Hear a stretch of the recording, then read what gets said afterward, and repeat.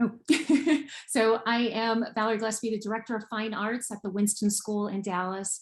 I'm also owner of Pencil and Paper Gallery in the Design District in Dallas, and I'm a visual artist and an educator of over 20 years. So starting out my career, my top three challenges were: one, equity in the workplace; two, actually low confidence, really standing in my success and being able to see it and own it; and then three, a little bit of imposter syndrome. And I feel like that kind of goes hand in hand with my second challenge. But those three things were the things that just felt like they held me down pretty early in my career. And then now, 20 years later, as someone who had to leave, I had to leave my place of employment of over 15 years, just because I knew that I wouldn't get to that next level. It was a place that I was comfortable at, that I loved. I loved the students that were there, but I knew that many of the admin positions were just going to men, and there weren't spaces for women who wanted to excel in their career.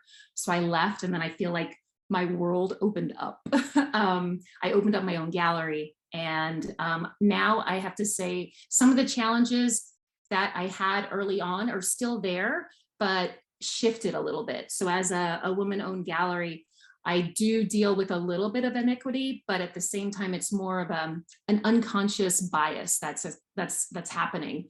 Do people want to buy from me as a Black woman gallerist? Things like that. I also noticed that low confidence and that imposter syndrome, it's still maybe a little bit there, but there's two things that I've done to really help with that. Self-care, oh my gosh, I actually make time for myself now, and partnership with women.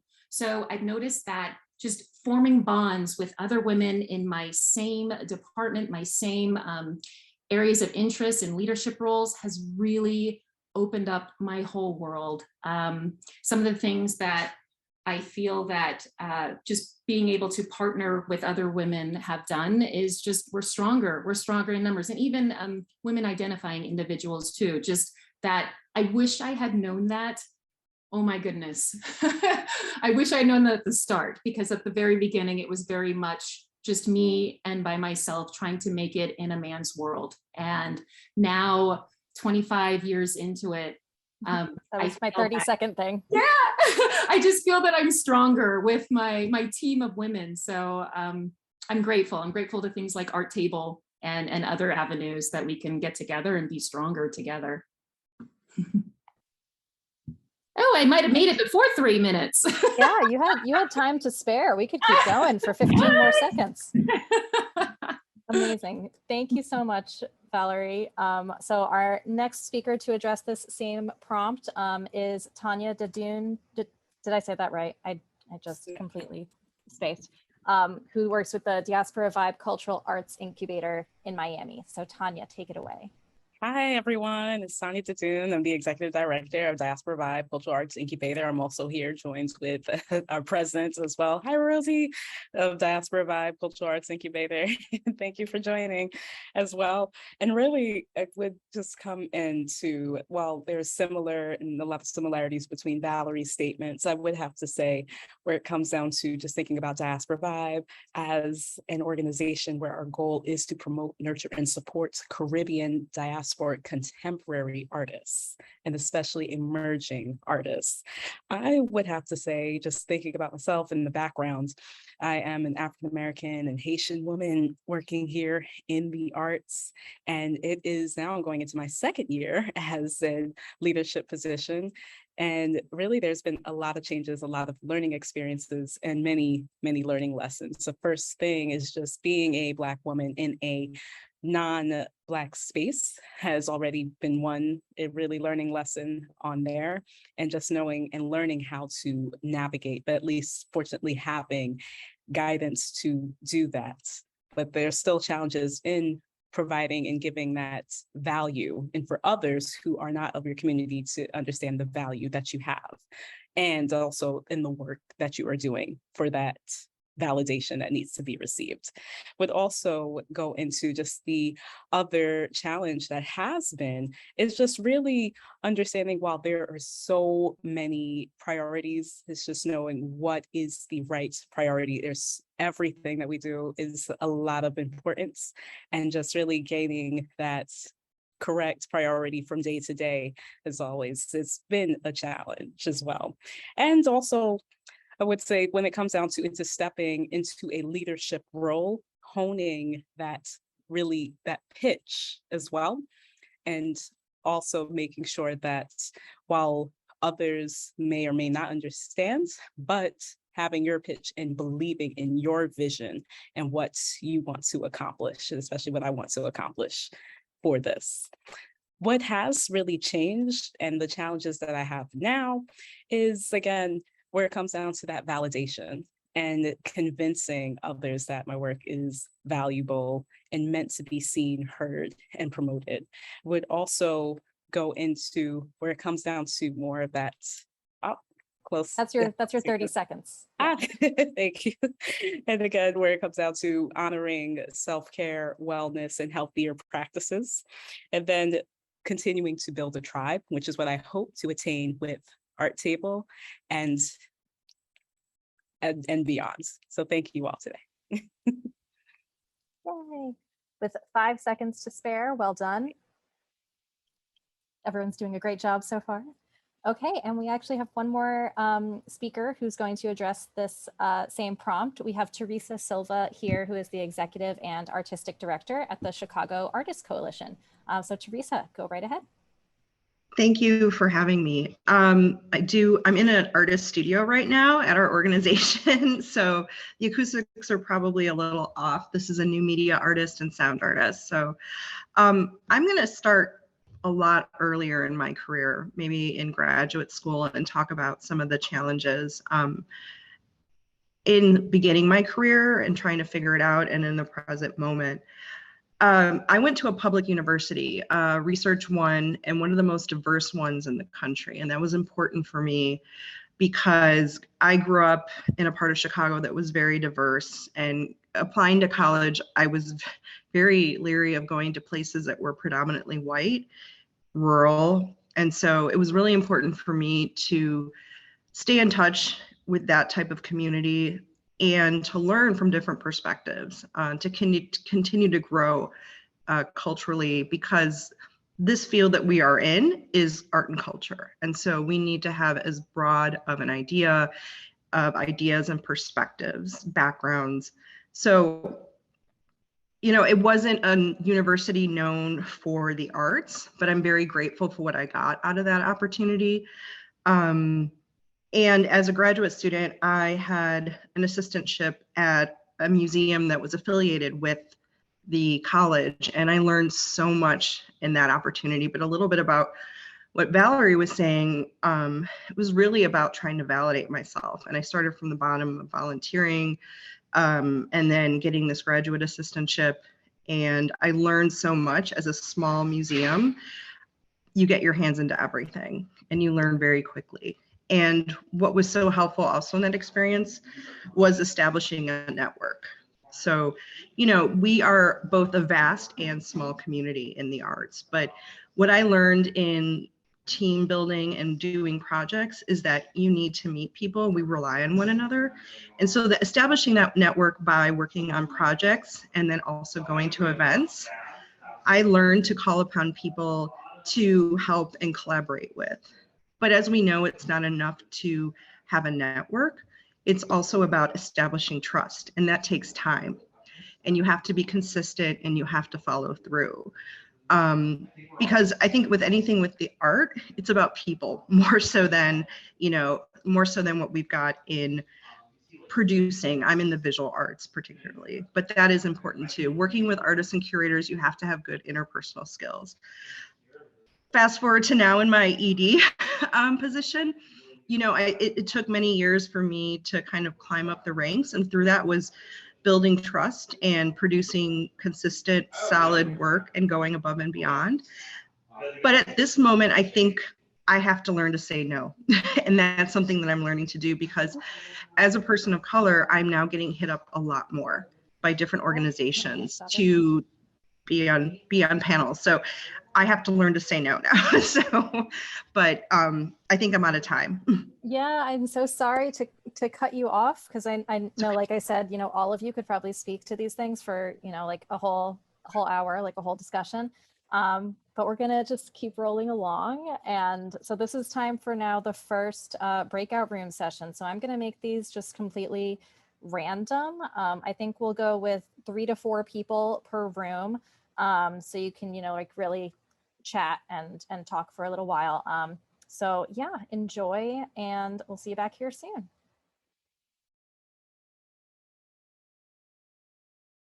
Hey everyone, thank you for doing that portion of the program. I'm just sorry, resetting my timer, because we are going to dive right into our second prompt question, which, as a reminder, is: one of the biggest challenges for women in the workforce is a work-life balance, since childcare, elder care, and other familial responsibilities still weigh more heavily on women. What are 3 things that would help change this burden and enhance this balance? And our first speaker for this prompt is Laura Ballman. So Laura, please take it away. You are muted. Please unmute.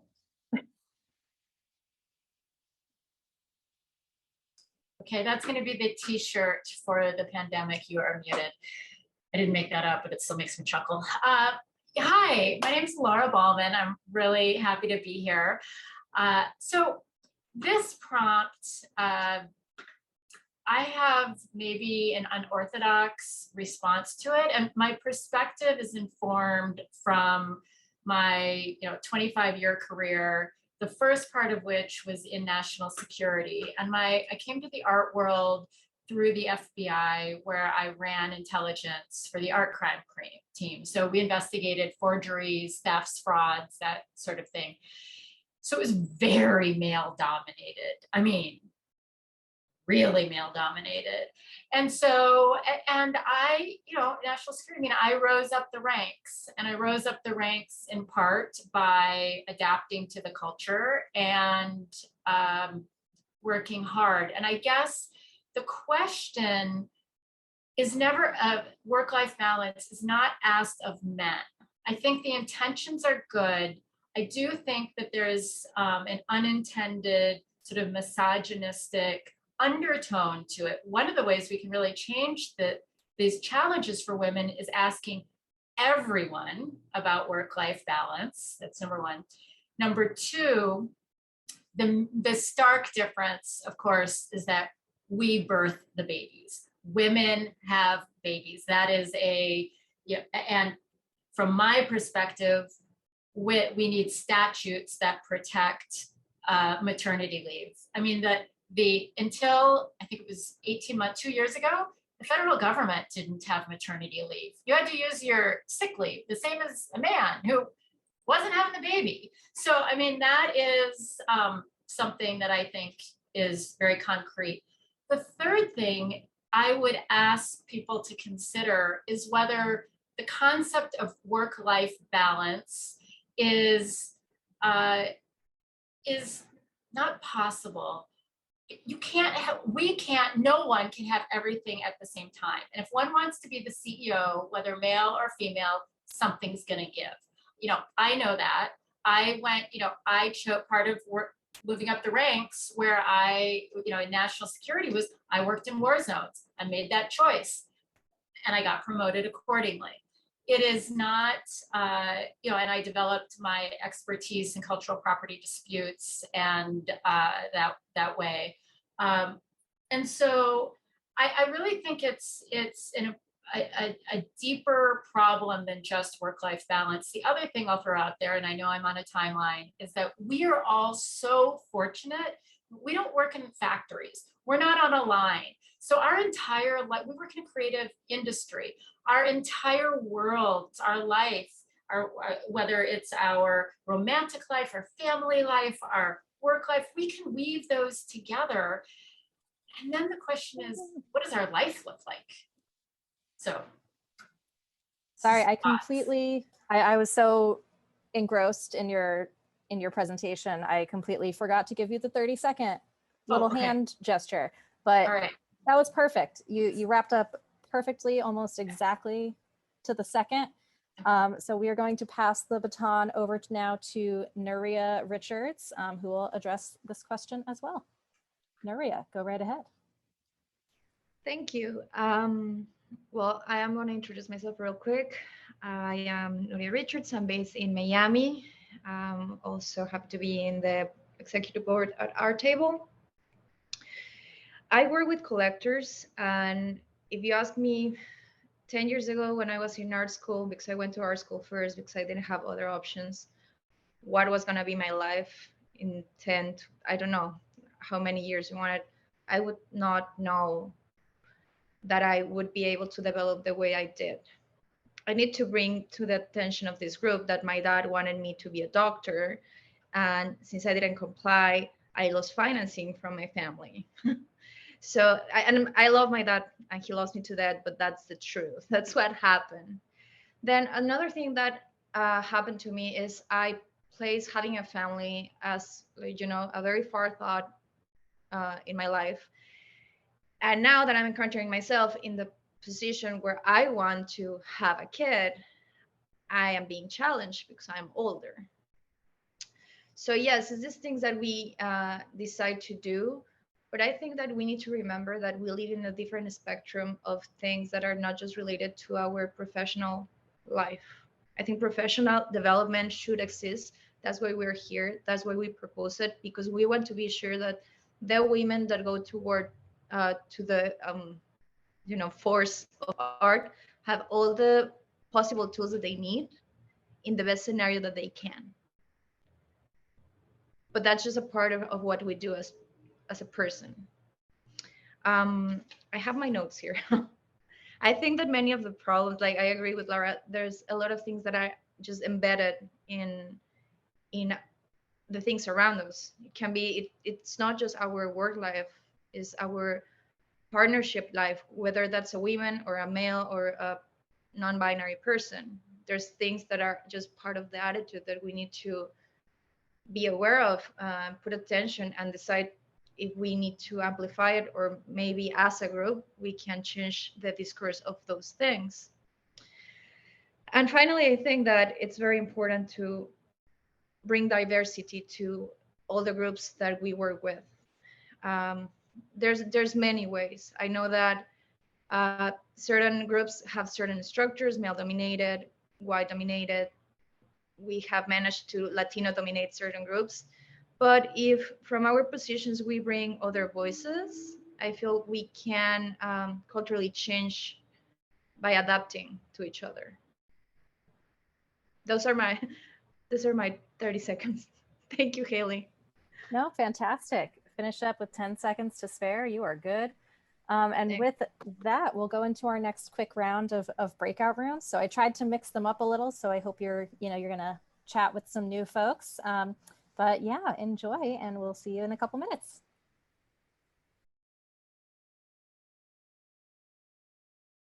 So I was hopping around and I heard some really great conversations that you all were having. So I'm so glad that this prompted you all to connect with some new people and have these great conversations. So we're going to keep this going with our final round of questions. So as a reminder, our third prompt was, what are the ways in which women can help other women while also enhancing their own leadership roles? How have you already incorporated these into your practice? And our first speaker on this prompt is going to be Cecilia Jalbuk, who is the founder and director of the Brooklyn-based Ye Gallery. So Cecilia, take it away. Hi, everyone. Really honored to be here. I have thought about this question and I was really feeling this is something has been on my mind. As a young mother, coming from a pretty corporate background in my career, and now directing and growing a gallery program, pretty much an entrepreneurship and also just the life of being a small business owner. It's I'm sure a lot of you guys are nodding. I know that you probably understand what that means. It's being pulled in so many different directions. You're creatively challenged in so many ways. At the same time, you are the admin, HR, sales director, and I see a lot of smiles. Anyways, my answer to this question will be to lead by example. We have young assistants here, we have associates or people that we collaborate with. And in my case, a lot of the artists, they are not employees of the gallery, but we collaborate together. They are represented by us. And some of them are mother-to-be, new mothers, new parents, or I'm also working with one who has been a homemaker for many years before she was able to become a full-time artist, because all those years she was a stay-home mom so that her husband, a doctor, could maintain a full-time practice, and she raised the children at home. And she was able to become a full-time artist later in her life, and we are collaborating. We are proposing like public projects to the organizations here, and it's just been really amazing to work with women at different stages in their life and in career.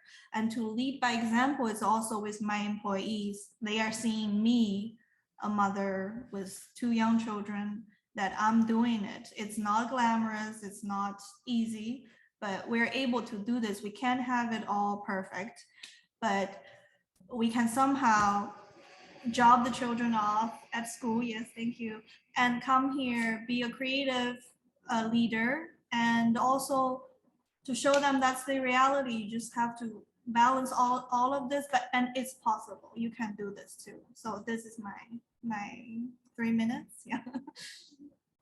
Thank you, guys. Amazing. Thank you so much, Cecilia.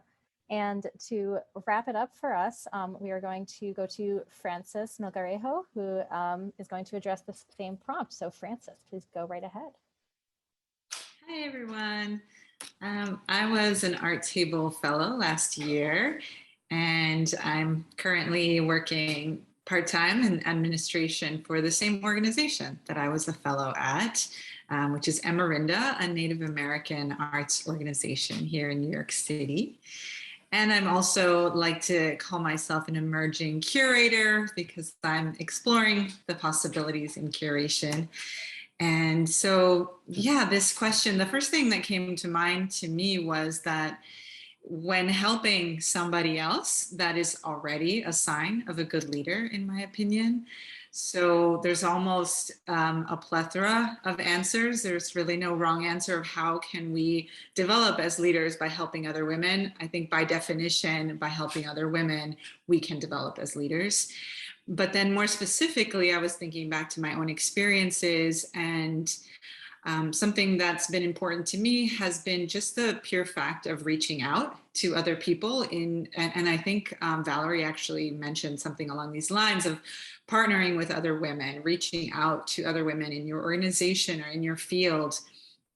And so, for example, as now an alum of the fellowship program, this year I made a point to reach out to the new fellows that have come on board, simply to connect and offer friendship, and from that, naturally begin to offer also advice and knowledge about ArtTable or about New York City, about sort of also, the importance of networking and other kind of small forms of giving assistance to especially women that are coming up behind you, that are maybe in a younger role than you.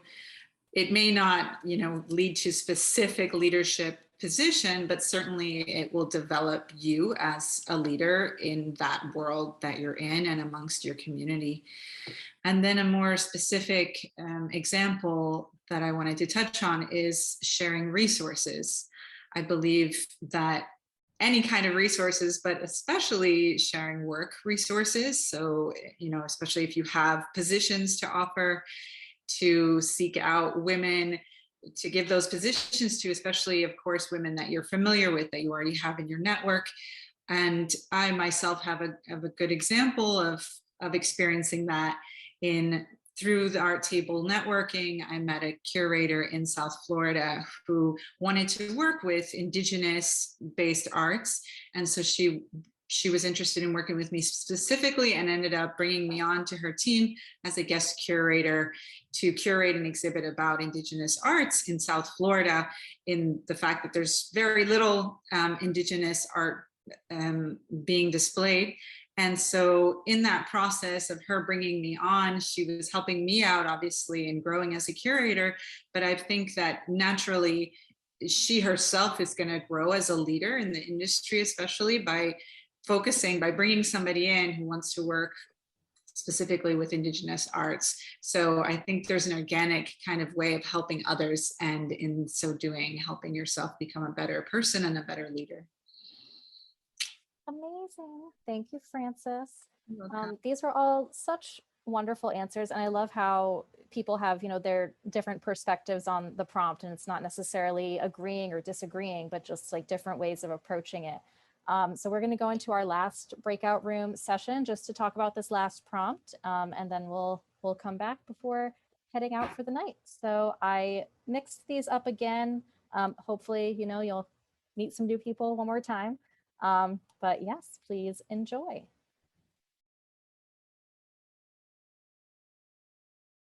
Amazing. Sorry to cut you all off again for the third time, but that was our program. Thank you all so much for joining for this sort of launch of the AT Forum. I hope you enjoyed it.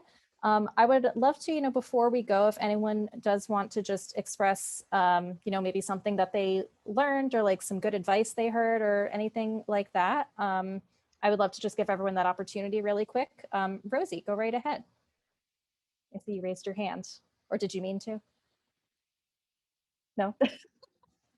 Never mind then. Yes. I didn't raise my hand, but I would love to say that it was wonderful to meet so many exciting women from all over the world, actually, and to hear Laura's story was so inspiring. We work with young artists, and we seem to have this pigeonhole. You just produce, and you sell, and you produce.